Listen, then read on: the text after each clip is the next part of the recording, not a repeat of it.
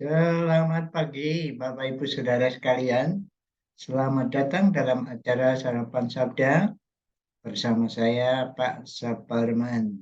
Sarapan kita pada pagi hari ini, Efesus 3, ayat yang ke berapa kemarin ya? Kita sudah sampai oh iya, ayat 8 kemarin ya.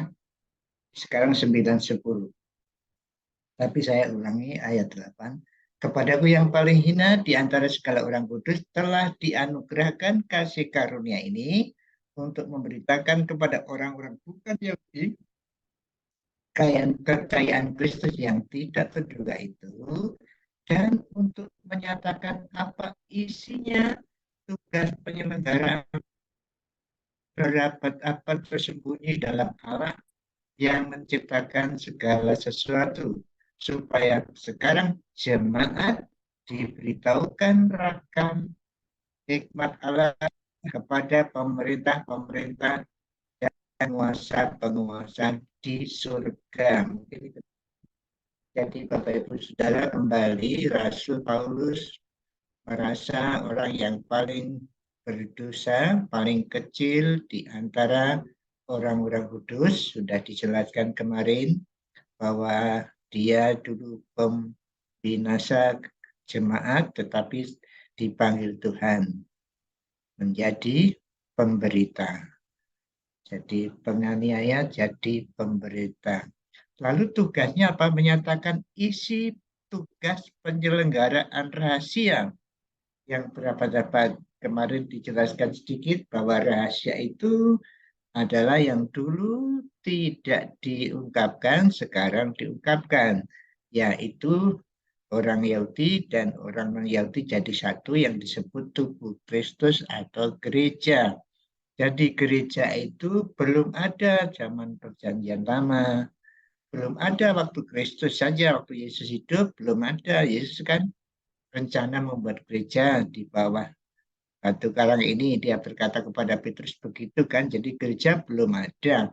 Nah, gereja inilah yang disebut rahasia tadi ya, rahasia. Makanya kita ini zaman gereja atau rahasia. Apakah Tuhan meninggalkan Israel? Jadi gereja itu bukan pengganti Israel ya. Israel waktu Yesus datang itu yang dilayani orang Israel ya. Yesus melayani orang Israel. Sayangnya orang Israel tidak percaya. Lalu kita tahu Tuhan mendirikan jemaat ya kita ini. Tapi kita memperoleh apa katanya? Sewaris dengan Israel. Bagian dan yang dijanjikan kepada Israel sampai kepada kita. Tentu saja kita adalah orang-orang percaya. Orang Yahudi juga ada ya, orang Yahudi yang percaya kepada Yesus, tapi bukan Yahudi secara bangsa, secara nasional begitu. Tetap mereka adalah pilihan Allah dan pada waktu saat yang tertentu nanti kembali kepada pilihan Israel lagi. Tapi sekarang ini makanya disebut rahasia masa gereja, di mana kita orang percaya menikmati kasih karunia yang luar biasa itu. Bahkan dikatakan di sini, ini suatu luar biasa karena supaya sekarang oleh jemaat diberitahukan berbagai ragam hikmat Allah kepada pemerintah-pemerintah dan penguasa-penguasa di surga.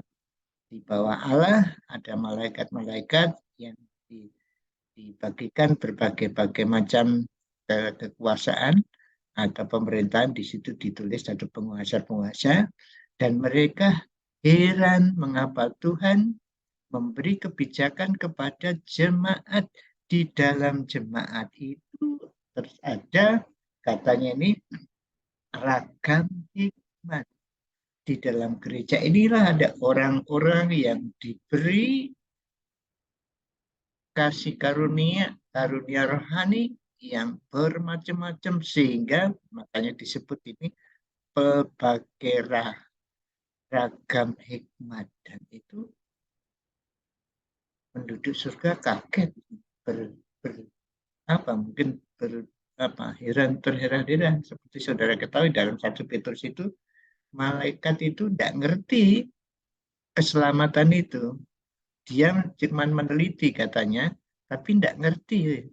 Karena malaikat tidak berdosa ya, jadi tidak tahu rasanya berdosa itu gimana. Tahu orang diselamatkan luar biasa. Ya, dari dosa kemudian diselamatkan, disucikan, ini luar biasa.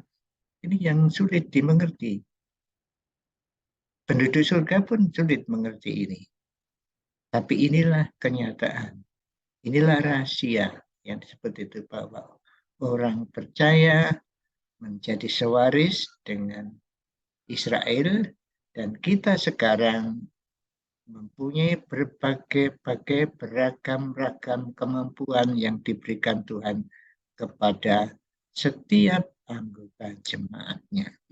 Jadi, Bapak Ibu, siapa saja di antara Bapak Ibu Saudara, Bapak Ibu dan saya mempunyai paling tidak ya satu karunia rohani, kemampuan rohani ya, kemampuan yang diberikan Tuhan kepada setiap orang percaya untuk mengembangkan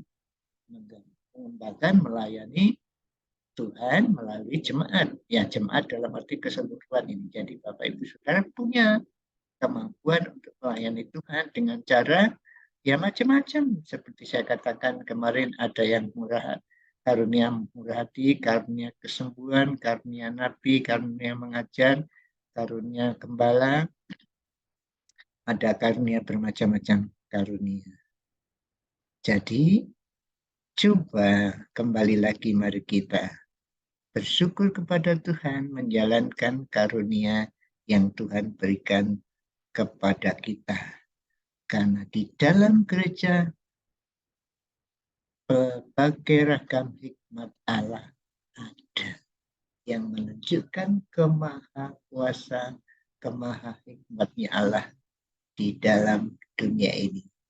Supaya dimengerti oleh dunia di dalam gereja. Ada hikmat yang luar biasa. Yang khususnya yang dapat kita jelaskan, penyelamatan itu hikmat Tuhan yang luar biasa. Tuhan Allah semesta alam, cipta langit dan bumi, datang untuk mencari manusia, bukan manusia yang mencari Allah. Mari Bapak Ibu Saudara, kita terjun dalam masyarakat, hidup sebagaimana orang percaya yang senantiasa menaati firman Tuhan, melakukan apa yang dikehendaki Tuhan dalam hidup saudara dan saya masing-masing. Mari kita berdoa. Terima kasih ya Tuhan atas kasih karunia kepada Paulus dan kepada kami semua, supaya penduduk surga pun terheran-heran melihat berbagai ragam yang ada di dalam percaya. Oh Tuhan, terima kasih memberikan kehormatan kepada kami untuk melayani Engkau. Biarlah hari ini, hari yang dapat kami gunakan, hidup menyenangkan, memuliakan nama-Mu melalui tindakan kami maupun ucapan kami serta pikiran kami. Jadikanlah kami orang yang mengerti apa yang dimaksud Tuhan, apa yang dikehendaki Tuhan dalam hidup kami. Dalam nama Tuhan Yesus. Amin. Selamat beraktivitas Bapak Ibu Saudara sekalian.